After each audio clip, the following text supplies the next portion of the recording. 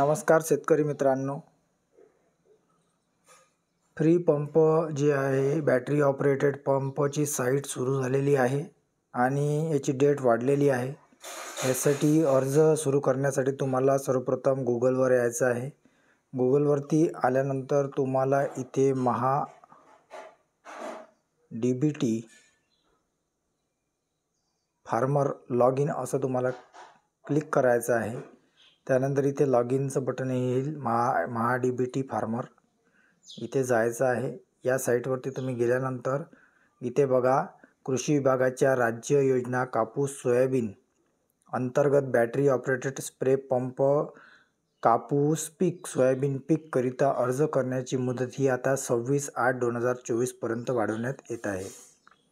तुम्ही तुमच्या अर्जाची स्थिती इथे तपासू शकता। अर्जाची लॉटरी सध्या लागायची आहे। तुम्हाला इथे काय करायचं आहे, तुमचा आधार क्रमांक टाकायचा आहे, त्याच्यावरती OTP येईल आणि त्याने तुम्हाला लॉग इन करून घ्यायचं आहे। जर तुमचं याच्यावरती लॉग इनच नसेल तर तुम्हाला इथे आधी रजिस्टर करावं लागेल।